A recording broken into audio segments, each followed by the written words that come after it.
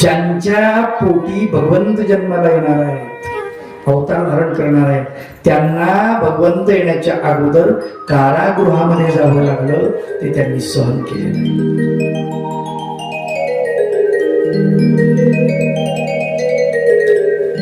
सोन्याचे अलंकार तेव्हा बनतात जेव्हा सोन्याला पाणी व्हावं लागतं, अग्नीतून जावं लागतं,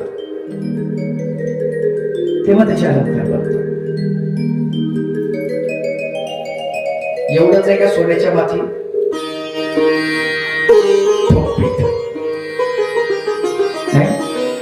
उदी बनवा, चंद्रहार बनवा, एकदाणी बनवा, नथ बनवा, काय बनवायचे ते बनवा. गरम करणे ठकणे, गरम करणे ठकणे, गरम करणे, त्यानंतर ते तयार होतं. आपलं जीवन हे असंच आहे.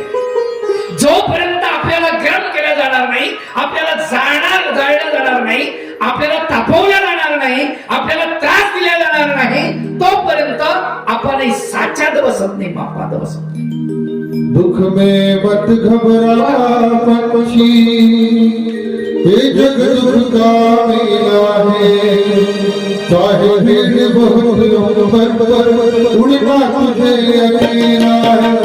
दुख में मत घबरा पंछी, ये जग दुख का मेला है, चाहे भीड़ बहुत पर उड़ना तुझे अकेला है.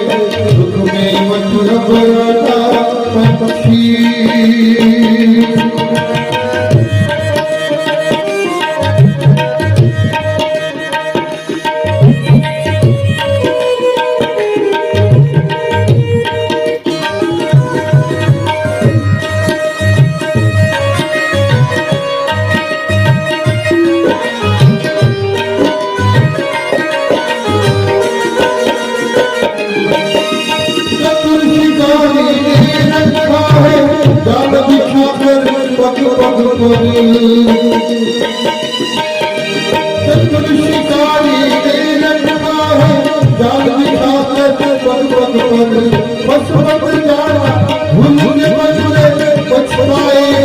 जीवन भर लोगों में दाने के मत पड़ना, हो लोगों में दाने के मत पड़ना, बड़े समझ का खेला है.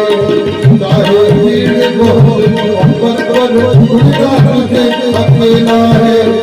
दुख में मत घबराना पंछी, ये जग दुख का मेला है.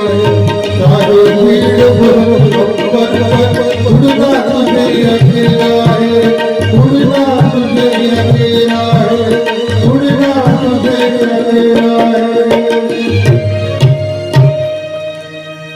त्रास झाल्याशिवाय काहीच प्राप्त होत नाही. भाकर बनते एवढी चांगली बनते, त्या भाकरीला, त्या ज्वारीला चक्कीत जावं लागतं, स्वतःचं अस्तित्व संपवून टाकावं लागतं. त्याचं पीठ बनतं, बाजरी असो, ज्वारी असो, गहू असो, काय असेल. नंतर पाणी टाकून त्याचा उंडा बनवला जातो. नंतर त्याला ती माऊली मळते, त्याला उंडा असेल तर ठोकते. किती ठोकते? नाही, मळणे म्हणजे काय? उंडा म्हणजे ठोकपीठच आहे ना. किती माल सहन करावा लागतो. एका हातावर घेतली की दोन्ही हाताने इकडून इकडून असं असं, नाही तर खाली ठेवलं तर दोन्ही हातानं थापणं सुरू आहे ना. बरं, मारून मारून मारून परेशान करते बाई तिला, त्या भाकरीला, आणि नंतर टाकते हो ना तव्यावर, घे शेकून चालला. ते एका बाजूला मेले मेले माय मेले मेले भाकर म्हणती, काही खरं नाही. उलटती जेव्हा ती मेले मेले म्हणते तो वाशे कोण करण्यासारखा, उलटती बाई पलटून टाकते. ही आता एवढं झाल्यावर थांबत नाही, त्याच्यावरची काढते तेव्हा घे एकदम आगीमध्ये. राहिलं काही त्याच्यात बाजरीचं, ज्वारीचं, गव्हाचं काही राहिलं का त्याच्यामध्ये? आता काही नाही. हरी संसार संसार जसा तवा तुझ्यावर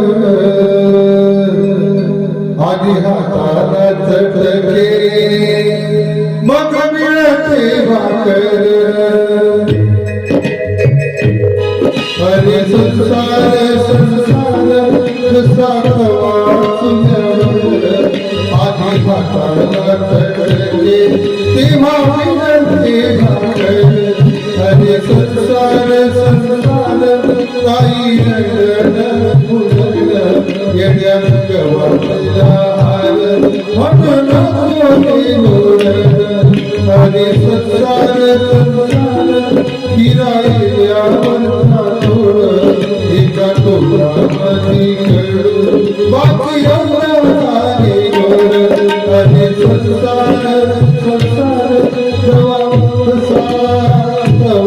तुझ्यावर आधी हाताला तेव्हा विनंती भाकर तेव्हा विनंती भाकर तेव्हा विनंती भाकर अरे संसार संसार दोन्ही जीवाचा विचार देतो सुखाले नकार अन दुखाले नकार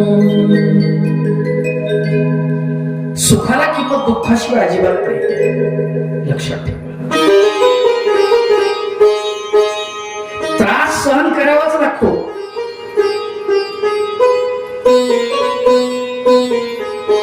मराठीतले काही वाक्यात लक्षात ठेवा. ओके, तुम्हाला जर पवित्र व्हायचं असेल ना तर तुम्हाला जाळून घ्यावं लागेल स्वतःला. जाळून म्हणजे आगीत नव्हे, जाळणे या शब्दाचा अर्थ वैराग्य आपल्यामध्ये आलं पाहिजे. कोणी काही ठरवू द्या, त्या द्वेषाच्या अग्नीमध्ये मत्सराच्या अग्नीमध्ये आपल्याला ती अग्नी लावली पाहिजे. आपल्या दोषाला काडी लावली पाहिजे, त्याच्यात आपण जळालं पाहिजे. अहंकार जळून खाक झाला पाहिजे. पण पवित्र होण्यासाठी जाळून घ्यावं लागतं. लक्षात, अंकुरित होण्यासाठी गाळून घ्यावं लागतं स्वतःला. आणि जिवंत राहण्यासाठी संपून जावं लागतं. अस्तित्व संपून जाणे म्हणजे अस्तित्व, आपलं अस्तित्व संपून जाणे. आपण तर जिवंत आहोत, पण मी कोण आहे ही ओळख सुद्धा नाही. बघा, महानुभाव संन्यासी किती फिरतात, कुठे फिरतात, अस्तित्व संपलं, नामोनिशान दिसत नाही काही संन्यासांचं. एवढाले मोठे मोठे अधिकरण, पण त्यांचे नाव, त्यांच्या नावावर काही लिखाण नाही आहे. महानुभाव म्हणतात पवित्र होऊन गेली जी माणसं. आजचा जमाना आला, रेकॉर्ड आहे आपल्याकडे. पूर्वीच्या जमान्यातले काही संत असे होऊन गेले की त्यांच्यामध्ये प्रचंड ताकद होती, त्या संतांमध्ये प्रचंड सामर्थ्य होतं, पण त्यांनी आपलं सगळं सगळं अहम जाळून टाकला आणि काहीच शिल्लक ठेवले नाही. संपून गेले, स्वतः संपून गेले आणि धर्म जागृत केला त्यांनी. भगवान गोपाल कृष्ण पोटी यायचं आहे तर एवढं मला सहनच करावं लागेल, असं देवकी माता विचार करते, असे वसुदेव विचार करतात. कारागृहात प्रपंच सुरू झाला. दोघांचा शरीर संबंध झाला. त्या शरीर संबंधातून देवकीला दिवस गेले. देवकी गर्भवती राहिली. 9 महिने 9 दिवस भरले. सुंदर बालकाला जन्म दिला. वार्ता कंसापर्यंत पोहोचली. महाराज देवकीला पुत्र झाला. कंस धावत आला. देवकीचा पुत्र हातामध्ये घेतला, त्याच्याकडे बघितलं. कोवळे कोवळे हात, कोवळे कोवळे पाय, एवढेसे ओठ, एवढेसे डोळे. विचार केला की आपला 8वा आपला वैरी आहे, याला वापस देऊन टाक. देवकीला सांगितलं, हे तुझं बाळ आहे, मला नकोय, 8वा माझा वैरी आहे. देवकीला इतका आनंद झाला, इतका आनंद झाला, काय म्हणून सांगू. खरंच माझा पाठीराख आहे, माझा भाऊ आहेस, माझं रक्षण केलंस तू. खूप आनंद झाला त्याला. कंस आनंदाने बाहेर पडला. आणि जसा कारागृहाच्या बाहेर पडला तसं समोर दत्त म्हणून अचानकपणे नारद मुनी हजर झाले. नारायण नारायण, आता ते नारायण नाव येतं आता त्याची पडला. मुनिवर नमस्कार, कसं येणं केलं? आणि म्हणले देवकीला पुत्र झाला आहे. हो म्हटले महाराज, बघून आलो मी आता. बघून आलो म्हणजे खूप छान आहे, गोंडस आहे. बरोबर ठीक. अरे पण ते तुझं काय, तुझा वैरी म्हणजे आपला वैरी आठवा, याला कशाला उच मला तू आपल्या नावानं पापाचा उच कसं झाली. अरे म्हणले वेड्या, ते बरोबर आहे तू म्हणतोस, ते गोष्ट खरी आहे. 8 पाकळ्याचं असं कमल होतं, त्याच्या पुढे धरलं, एकूण मोजलं, असं शेवटी 8वं म्हटले हा येतो. एकूण मोजलं म्हणजे शेवटी हा येतो. इथून मोजलं शेवटी हा येतो. इथून मोजलं शेवटी हा येतो. म्हटले कोणता पहिला कोणता 8वा, कोणता दुसरा कोणता 4था हे कळतंय का म्हणले पाकळीवरून? म्हणजे नाही कळत. आणि कदाचित हा जो पहिला आहे शेवटून मोजलं तर हाच 8वा येतो, हाच तुझा वैरी असेल तर ते म्हटले मग तो गोंधळच झाला. माझ्या हाताने मी वैऱ्याला सोडून दिल्यासारखं होईल. म्हणजे बघ आपल्याला काही घेणं नाही, तुमचं तुम्ही बघा. साधना आमचं काम आहे, संन्यासी माणसं आम्ही. दिली आग लावून. संन्यासी माणसाला काय काम? गेलं नारायण नारायण करत गेलं निघून. समजलं ती सांगतात तेही बरोबरच आहे, खोटीची गोष्ट नाहीच आहे. कारण गंमत अशी होती की एक घडा भरायचा राहिलेला होता. देवाच्या दरबारामध्ये न्याय दमाना असतो, एकदम न्याय नाही होत. बालहत्या याला घडलेली नव्हती, तेवढा घडा भरायचा राहिलेला, बाकी सगळं सगळं भरलेलं होतं. लावून बाकी असं मग झालं म्हणल्याचा बापाचा घडा भरला. गेलो वापस ते देवकीला म्हणला आणतो पुत्र. दादा आताच तर तू मला आलास, ती किती छान आहे, किती गोंडस आहे, निष्पाप आहे. अरे म्हणलं ते काही खरं नाही, ते माझ्याकडे पटकन घेतलं, हातात हिसकावून घेतलं हातातून. बाहेर येण्याला मोठी शिळा होती, पायाला पकडलं कोवळ्या, गरम फिरवलं, त्याच दिवशी त्याच्यावर आपण त्या बालकाने का सेकंदात प्राण सोडले. चिंध्या चिंध्या झाल्या. काय वाटलं असेल त्या देवकीला? 1 नव्हे, 2 नव्हे, 6 बालक अशी लागली. कोण आहे देवकी माहितीये? कृष्ण भगवंताची आई. तिला जेवढा त्रास आहे तेवढा आपल्याला नाही, हे लक्षात ठेवा.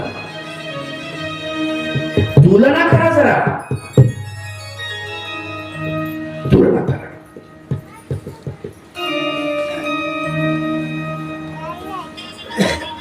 सातव्यांदा देवकी गर्भवती राहिली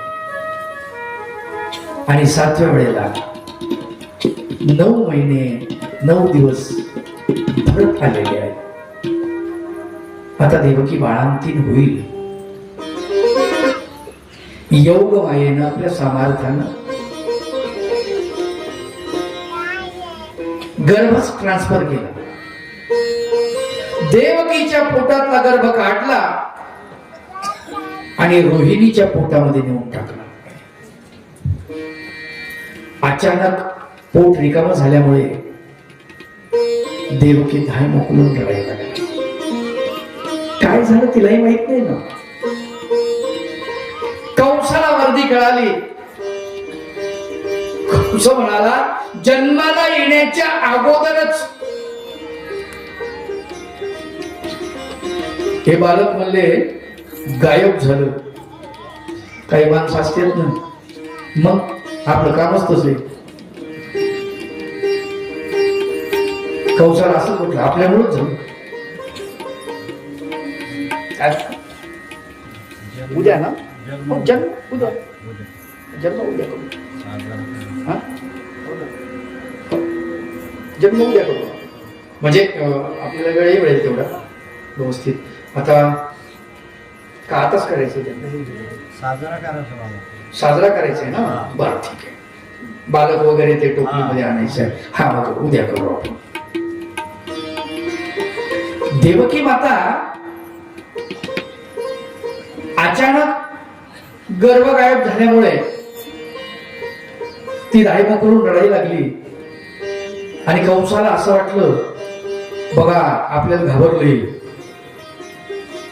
गर्भातून गायब झालं. आपला आवाज असा कुत्र माहिती आहे कुत्र. हा मग ते शेतकरी लोक आहेत तुम्हाला कुत्र माहिती आहे. ते बैलगाडी दुसरे कुत्रे भुकू नये म्हणून बैलगाडीच्या खालून चालतं ते. खरं दोन कुत्र बैलांना जर पाय दिला दुसऱ्या कुत्र्यावर ते बैल राहणार नाही.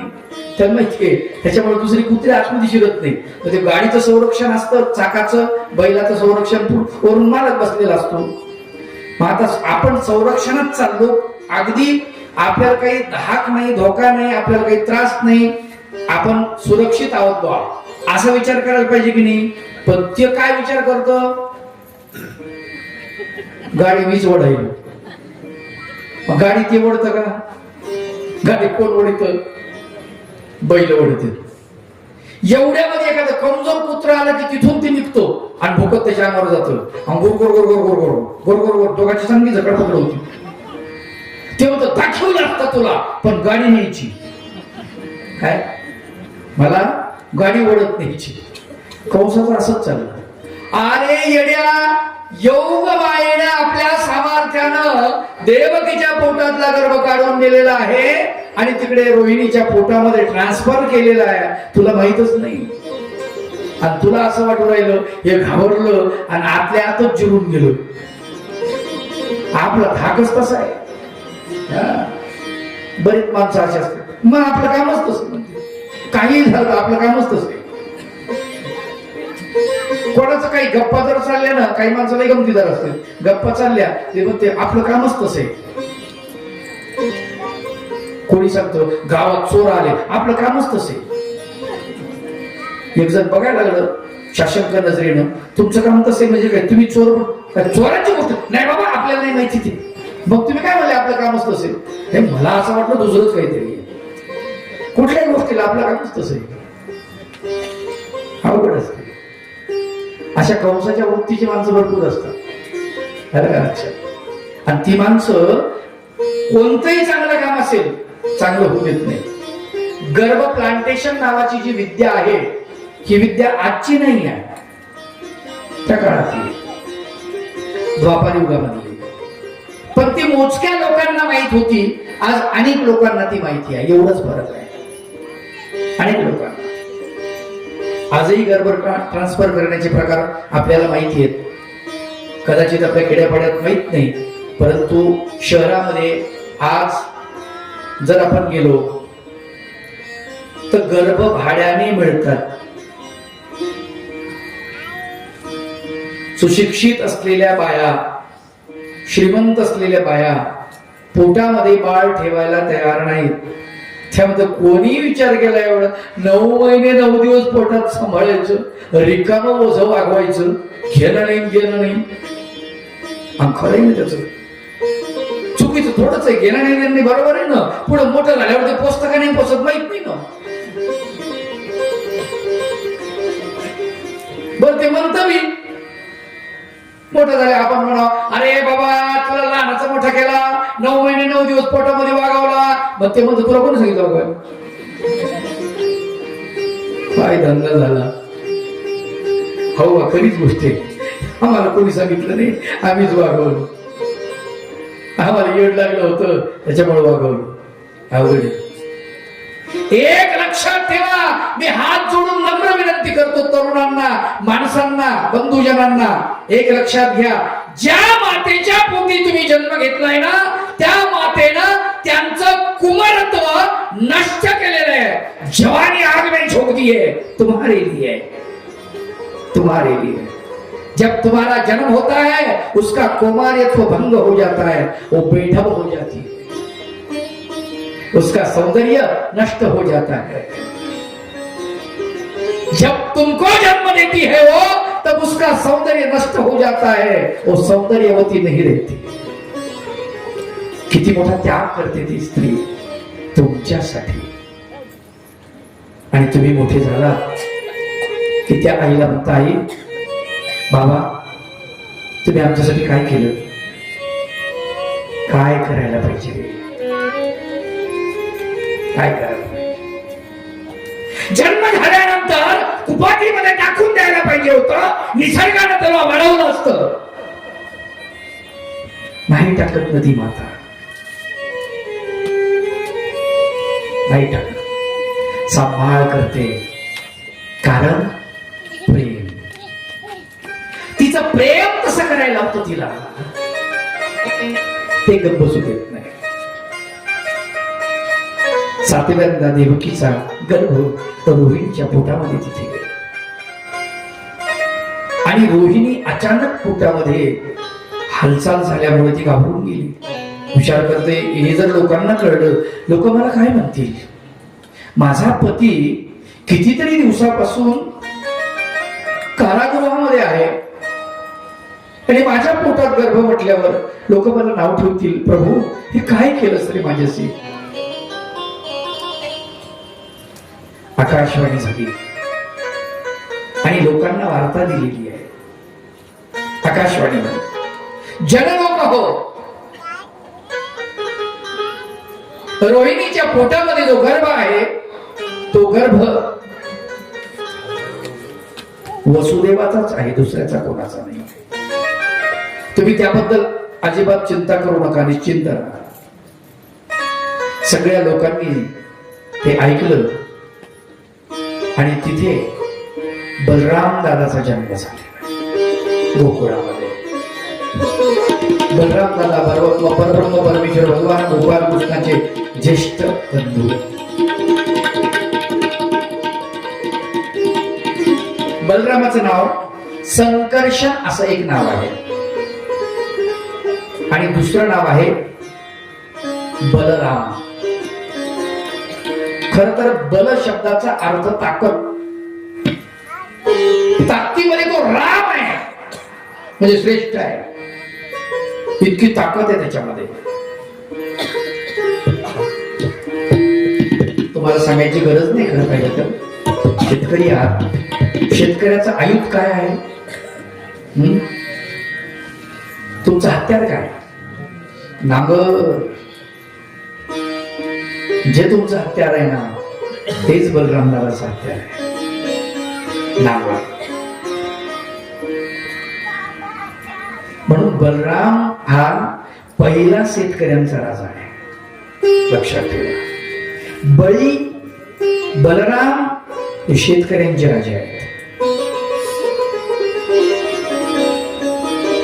नांगर आपलं आयुध ठेवलं, त्याने आपलं शस्त्र ठेवलं, आपलं अस्त्र ठेवलं. असा बलराम सर्वसामान्यांचा राजा असलेला, त्याचा जन्म तिथे झालेला आहे बलरामाचा. गोकुळामध्ये तिथे आनंदोत्सव साजरा झाला आणि इकडे मथुरेमध्ये गर्भपोटातून गायब झाल्यामुळे त्या मातेला काय दुःख झालं असेल तिलाच माहिती.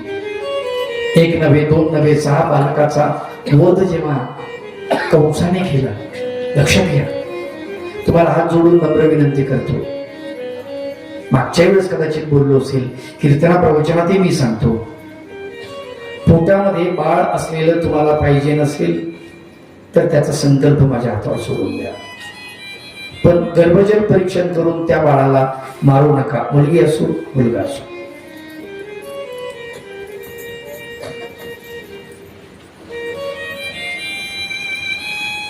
हात जोडून नम्र विनंती करतो. वारकरी महानुभाव, कमीत कमी आपण तरी हे कृत्य करू नका, हे महापाप आहे, लक्षात ठेवा. भ्रूण हत्या सगळ्यात मोठी हत्या. एक जीव जन्म घेतो आहे आणि जन्माला येण्याच्या अगोदरच त्याला तुम्ही संपवत आहे. भागवत कशासाठी ऐकायचं आहे? भगवान गोपाल कृष्णानं कदाचित कंसाला माफही केलं असतं, पण कंसाने बाल हत्या केली आहे, लक्षात ठेवा. बाल हत्या, स्त्री हत्या, बाल हत्या.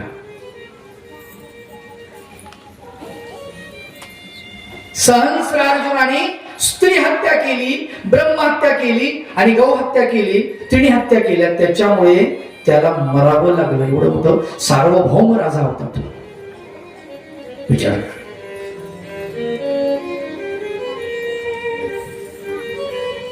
स्त्रियांना शिक्षण द्या, त्यांच्यामध्ये कलागुण येऊ द्या. स्त्रियांमध्ये इतकं सामर्थ्य आहे, तुम्हाला सांगतो. भगवान गोपाल कृष्णाच्या काळामध्ये, सीतेच्या काळामध्ये, त्रेतायुगामध्ये, द्वापार युगामध्ये स्वयंवर होते. स्त्रीला वर निवडण्याचा अधिकार होता. आता ते राहिलं नाही. पण त्या काळच्या त्या स्त्रिया खंबीर होत्या, मजबूत होत्या. कसा वर निवडायचा हे त्यांना माहित होतं. ते ज्ञान त्यांना होतं. आजच्या स्त्रियांना ते ज्ञान नाही आहे. ते ज्ञानही त्यांना द्या. माझं म्हणणं आहे की त्यांना शिक्षण द्या. वयाच्या 25 वर्षापर्यंत त्यांना त्यांच्या पायावर त्यांना उभं करा. त्यांना शिक्षिका बनवा, डॉक्टर बनवा, वकील बनवा, इंजिनियर बनवा आणि पुढे त्यांना सांगा तुला काय करायचं ते तू ठरव. आलं का लक्षात? तिला स्वातंत्र्य द्या ना थोडं. किती बंधनं टाकायची वापर. बरं, बंधनं टाकून आपल्या पदरामध्ये काय पडतंय आपण पाहतो समाजामध्ये. आज काय आपल्याला भोगावं लागतं हे माहिती आहे. त्याचं कारण लक्षात ठेवा. आपण त्यांच्यावरती प्रेशर दिलेलं आहे. प्रेशर देऊ नका. चांगल्या वाईटाची जाणीव त्यांना करून द्या.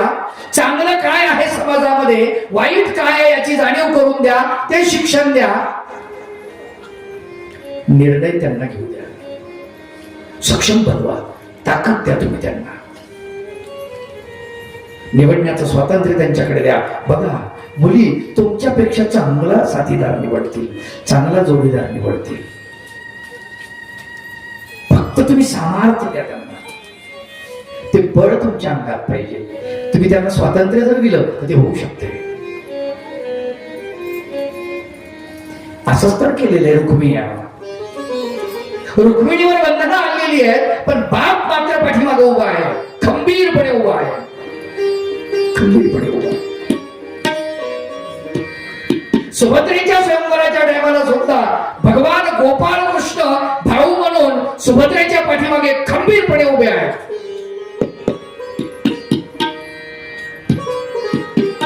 चुकत असेल तिला समजून सांगा. धाक दफत करा, मारा. 2 थापडा मारल्यानंतर काही फरक पडत नाही. आणि मुलींनाही सांगतो, बाप आहे, अरे त्याच्या अंगावर तुम्ही सीसू केलेली आहे. त्यांनी मारलं म्हणून रागवू नका. आलं का लक्षात? त्याचं हृदय जे आहे ना ते आईपेक्षा कोवळं असतं. बाप एकदाच रडतो, एकदाच. पोरीच्या डोक्यावर अक्षर पडली की बाप कोपऱ्यात जातो. उघड नाही रडता येत ना त्याला. उघड नाही रडता येत. लोक नावं ठेवतात, हे काय बायासारखा रडतो रे म्हणतात. पण तो कोपऱ्यामध्ये जातो आणि कोपऱ्यामध्ये रडून घेतो. हसत मुखाला पोरीची रवानगी करतो. खूप रडतो त्यावेळेस. बापाचं मन कुणाला समजलंच नाही. बापावर फार कमी कविता तयार झाल्या. आईवर बाप